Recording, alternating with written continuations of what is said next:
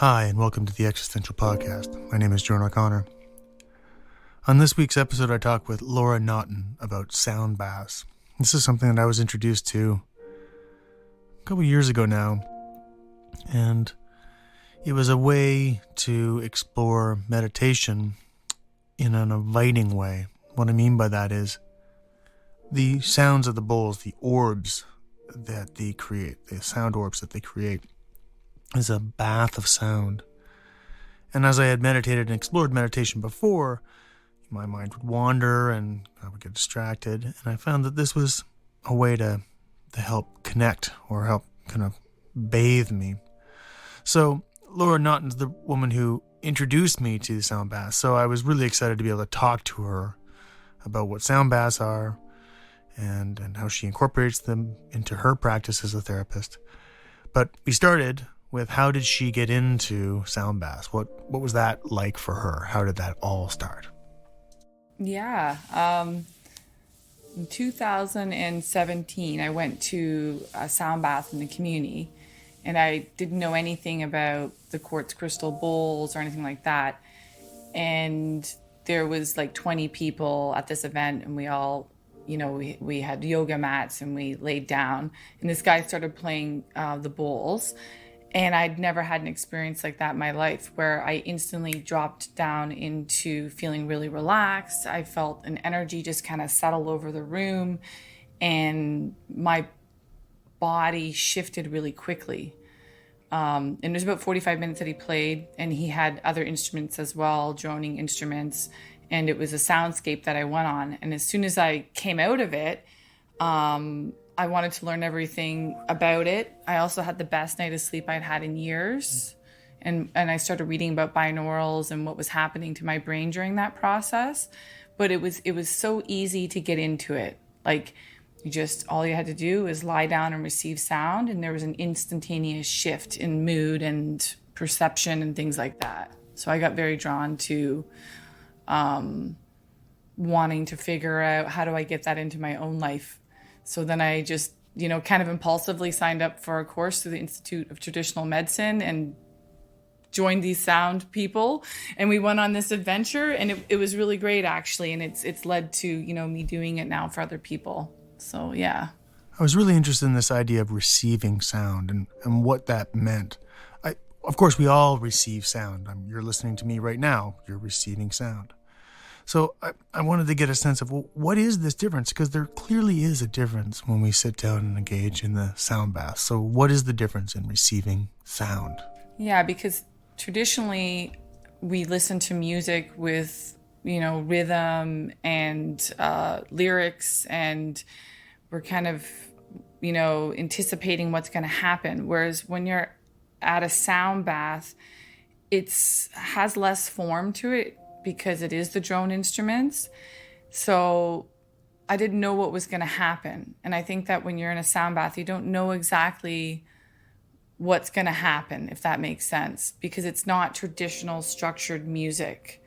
And I just felt like I was able just to be bathed in the sound and just receive it more. And that's what I want to do with people too, is they come in, they can lie down and they can receive sound and then go on this journey with themselves, with the sound there supporting them underneath as they go into this meditative, state. And they go into different brainwave states, which, you and I talked about. You could go down a whole rabbit hole about talking about vibration and binaurals and everything. But the simplest way to put it is you get shifted into different brainwave states that allow you to go deeper into being with yourself in a very calm way. Some people actually, they have all sorts of experiences. Some people fall asleep. Some people have physical releases. Other people have like emotional releases. So they might cry, and they say to me, like, there wasn't any content behind why I was crying, meaning like they weren't thinking about something, and they would just have this emotional release or a physical shudder. So as I started doing the work, it just became really anecdotal around like people's experience of sound. You don't have to do anything, right? You just have to receive sound and be able to lie down. And as a sound therapy practitioner, we're just trying to create this soundscape where you can kind of float in and do whatever you want in it. If you want to process a memory, it's not even that want, I think it just comes up. So people talk about memories coming up. Other people talk about seeing colors. All sorts of things happen. And what I love about it is I don't even know what's going to happen, right? When we go on the journey of sound together, I don't know what'll happen. There's no expectation, right? You just have to be able to be in the sound, and we're doing it together on this journey. So it takes the pressure off. With meditation, there's a lot of pressure sometimes. Am I doing this right? When we talked about this. So, and I have done traditional meditation, like different types, like Buddhist style meditation and Taoism and all sorts of different things. And they're wonderful. It doesn't really matter how you get to shifting your consciousness. But what I like about this is it just moves your nervous system into a place of calm, usually, after about 10 minutes. In that 20 minutes, you'll sink into feeling almost in a dreamlike trance, and that consciousness shift happens, and then you explore what you want to explore. I was interested in this idea of this consciousness shift and how there's this form, and yet there's this formlessness. There's this, in a sense, this formless form. And the need for connection that we have, the need to experience this formless form aspect or dimension of our consciousness, dimension of our experience, leads us down a different path. And it occurred to me that this is a kind of nutrients that we don't get to in our, we don't get often enough, or we don't get enough of in our day-to-day lives, because we're filled with so much to-do stuff, to-do lists and goals and ambitions. So is this a way to get back to this kind of felt sense? That's what I was wondering, what was going on with this formless form. Yeah, I think we're living in a very stressed out culture, and our bodies are taking us through that experience, and we're often in the fight, flight, freeze response, and we're sort of in states of fear a lot. So I think that when you engage in listening to sound or any type of deep listening exercise, it helps to shift your perspective, move your consciousness, and reconnect with yourself. And I don't think we're doing that very much. We're living in a society that loves to be distracted, right? Right? Whether it's social media or cell phones or everything. So if there's a way for you to pause and to reconnect with yourself and figure out what's going on, I actually think it's essential for mental health. I think that we are just racing and running and doing and being productive and not getting to know ourselves, unfortunately. I think that's why people come to the sound baths. I think they're looking for a container that says, hey, it's okay to slow down. You can just be here with us in this experience. I think that's why people come to sound baths, because they're looking for a way to reconnect with themselves. Yeah. And I wondered about this intuitiveness, that we're drawn to it. It's almost like there's a part of us that is saying, go to this sound bath or allow ourselves to have this felt experience. I think we're craving space for being in silence with one another while in connection, which is what I like about a sound bath, because you're in silence. Well, you're in silence within yourself, but you're hearing sound, but then there's all these other people with you too. But it's not as controlled as other experiences, in the sense that you don't know what's going to happen when you're lying there on the floor in terms of your inner world or what will come up, So yeah, I think as a society, we're craving a place where we can get internal, be with ourselves, and do it in connection with others. Now, I do private sound baths too. So yeah, people want it for sure. Maybe more so than ever right now. Things are pretty stressful at the moment. And Laura works with people in group situations as well as one-on-one with people. And I was curious about what that process is like. What is it like to go and have a one-on-one sound bath with Laura, and what might come up? How might you explore that experience? What is what kind of container is being created. So that's what we talked about next. Well, normally what happens when people come in for a sound bath experience is they're going to tell me a little bit about why they came, kind of like a therapy session, right? They're like, I'm grieving something, or I'm feeling really anxious. So we have a conversation about that. And I let them know there's no right or wrong way to receive a sound bath, that this time is for them. And all they have to do is just be here with me and receive, and there's no expectations. And generally, I start playing the bowls. I use different instruments that all do different things with lots of overtones, instruments from around the world. Some of these instruments are thousands of years old. Like sound healing in and of itself has been around for thousands and thousands of years, right?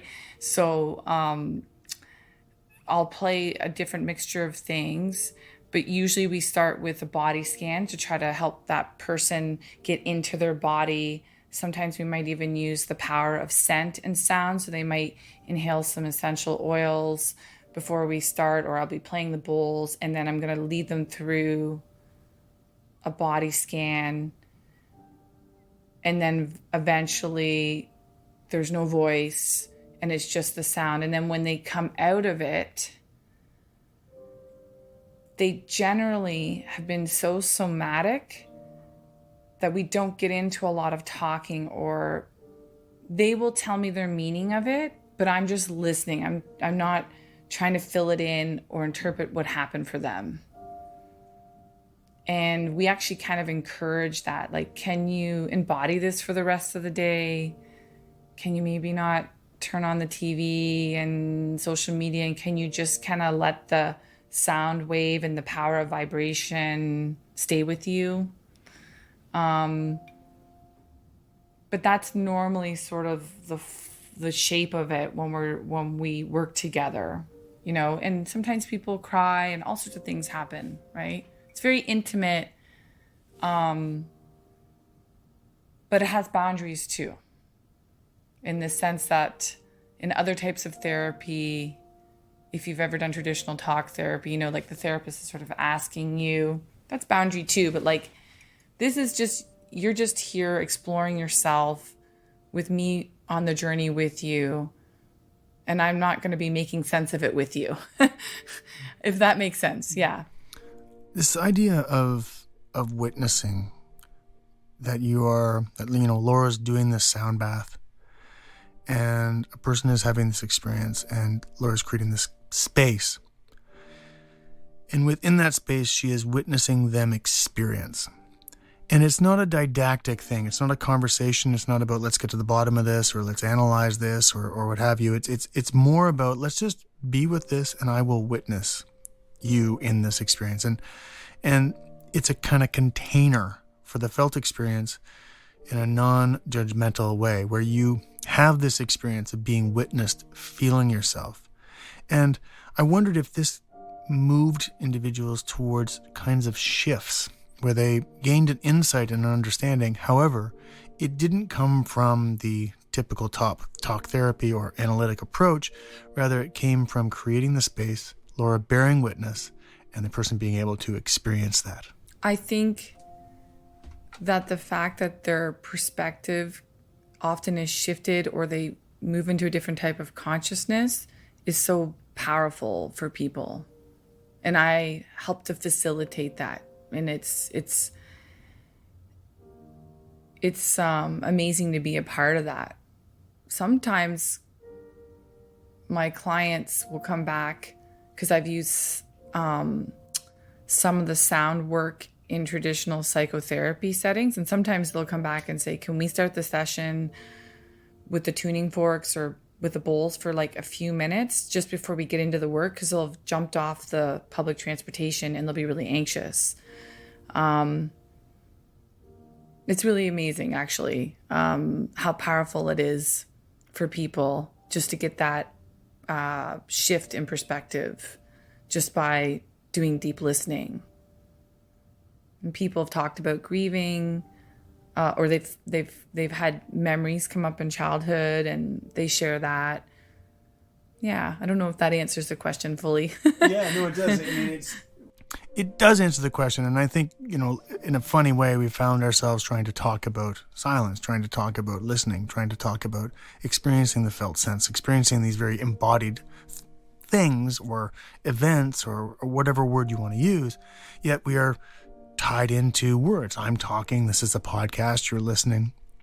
And so I was curious about how we could step away from this. And at the end of the podcast, there's going to be a performance. Laura's going to do a sound bath for you. But before we get to that, I wanted to talk with her a bit more about what experiences she's had with clients. Yeah, I'm laughing because one lady came up to me and said, "Oh my goodness, like I had this really interesting journey where I recalled something from a time in her past where something scary had happened during Halloween." And she said she sort of went through this whole journey of a little bit of fear and then like landed safely on the other side and felt like she had like cleared something or moved something. That was really fascinating. Another woman who worked in the corporate sector said there's never permission to be in stillness with other people, and that at first it felt a little scary to be lying down with other people. And of course, I'm part of that like mindfulness or yoga community. I don't know what you want to call that group. So we're always trying to be in our bodies half the time, right? Like we're moving more towards that. So I'd never thought about that. And just her saying it was so amazing just to be in a space where you are encouraging the felt sense of like feeling your own body and being with your body and the breath. So many different experiences that people share. Yeah. Mm-hmm. Yeah, it sounds to be such a, you mentioned earlier, this different states of consciousness. So it sounds like people realizing that they can actually get to different states of consciousness surprises them. Yet, if we stop and really look at our lives, we can kind of find out that, oh yeah, well, I was really angry at that person when I was driving my car, so that was a different state of consciousness. Or I just zoned out and watched a movie last night and I don't even remember what I watched. That's another state of consciousness. Or I was talking to somebody and I wasn't even really listening to what they were saying. That's another state of consciousness. So I'm wondering, we're going through all of these different changes in consciousness, but we're lacking this awareness about that. I'm wondering if the bowls seem to almost be a magnifying glass and say, you are now still. I think that's exactly what happens. I don't have much to add because I think that's really well said. I think that it's an opportunity to be in that shifted place. It's for a while too, right? Sometimes a sound bath is for 45 minutes. And then we might have people tone with us afterwards. So we'll play that Shruti box and we'll just do some elongated vowel sounds. And then people have another shift where they're singing, with others. And we always say it's not really about how good you sound. That's not what this is about. This is just like learning how to vibrate your own body. And again, that's a felt experience and they feel so good. They're like, oh, it felt so good to sing with other people. I don't know how to sing. And then they go from understanding like it's not about sounding good. It's just about vibrating with other people together. And there's another consciousness shift. So even from the beginning of a sound bath to the end, all sorts of different things are happening. Like their body might come in sort of tense and then like they'll just keep, relaxing and relaxing. And then we might do some harmonizing together at the end. And it's all a pretty wonderful experience. And you don't have to have any experience. Well, I wonder this, you said connection a lot. I wonder if there's a longing for connection in an environment that doesn't really seem to have much judgment to it. If it's not about the quality of your singing, it's not about any of these things. It's just about connection. And I'm wondering, do people have many opportunities to have connection without it being contingent? Without it being related to their work or their duties in their family or whatever it is? Is this a kind of need that's not fulfilled? This attachment need? I truly believe that the power of connection can transform us. And I don't think that there's enough opportunity. In fact, if you look at the recent research on loneliness, it's becoming really problematic. Like it's at, an epidemic level around the world. And you got to wonder why. We're supposed to be more connected through all these devices, but what's the quality of the connection, right? So, and there isn't any pressure. That's a really good point. Like sometimes when you have that connection in your workplace, there's pressure to be a certain way. But when you come to a sound bath, there really isn't. You just lie down, and you have this experience with other people. And often people will share with each other in little groups. So they'll come up and they'll ask us questions about what was going on. And I'll share a little bit, but sometimes we're also like, maybe just drop trying to figure out how all the sounds being made, because you're curious about the soundscape, right? Because all these different things can be happening. But, try to focus on sort of staying with yourself and your body. You might deepen into breath experience if you want. We certainly do some breath work. We do the body scan and then we do some breath work with people. But yeah, I think people are dying for more connection, to answer your question. Yeah.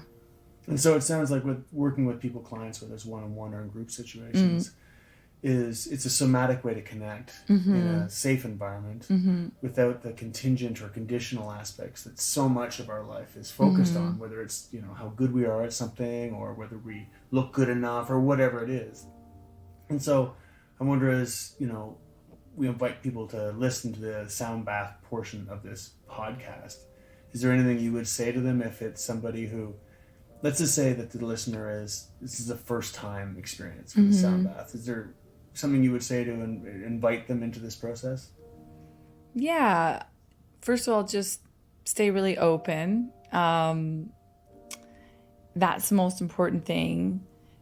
And you're going on this journey of sound, and give yourself permission just to drop down and be with yourself and be with the sound. And if you get distracted by sort of thinking, just gently pull your mind back to listening to the different sound, the dynamics of the sound, the tones. Just try to keep redirecting yourself back into being with the sound or being with your body.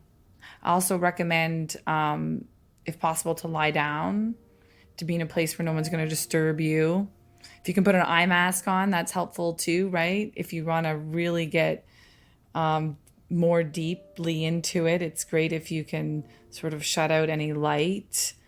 A blanket is great. Sometimes a bolster or pillow under your knee can be lovely. And just see if you can just let your whole body just relax and sink down.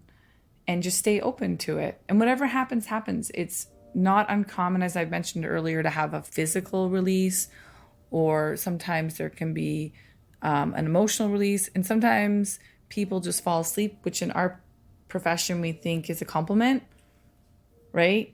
And it can be a sign that maybe you're needing more sleep if you do happen to fall asleep. So sometimes people just fall asleep and they just rest. And it's a place of resting.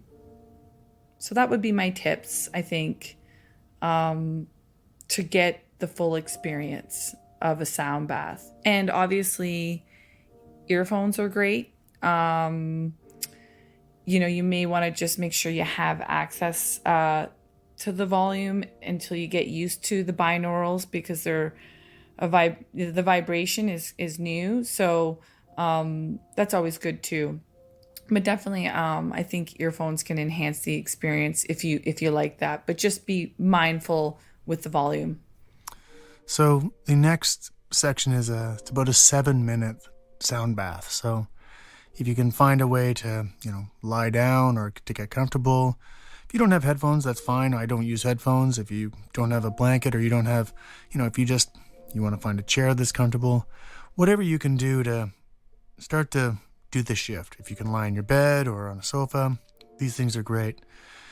And what this is an opportunity just to let go. And as we talked throughout this episode, I want you to imagine that there's a kind of witnessing going on, and that you're not trying to solve anything or answer anything, that this is a kind of nutrients that you're giving yourself, and it's an unconditional nutrients. In other words, it's not nutrients so you can then go out and do something, but it's more nutrients so you can just experience yourself.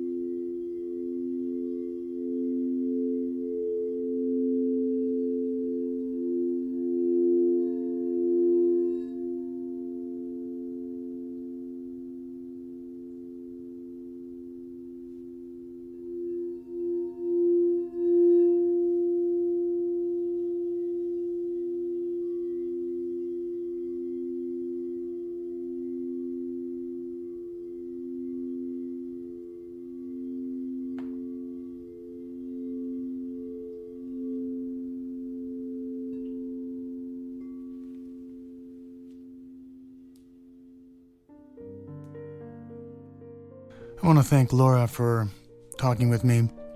You can find her at Psychology Today under Laura Notton. She's the only Laura Notton, and last name is Notton. Or you can find Laura at Inspired Wellness. As always, thank you so much for listening. This was a pretty unique episode for me, and it's something that I hope was if it was something new, that it was a good experience, and that you might find that sound baths are a wonderful way to explore taking time for ourselves and to ground ourselves in this felt sense of our lives. And of course, on this podcast, there is a lot of talking about ideas and concepts, and certainly the themes that we've covered over the course of these past number of episodes are very much about thinking about things. And as important as that is, and I genuinely feel that it is important to engage these ideas and to do so under, on their own terms, we are also beings that feel and experience. So thanks again to Laura. Bye for now.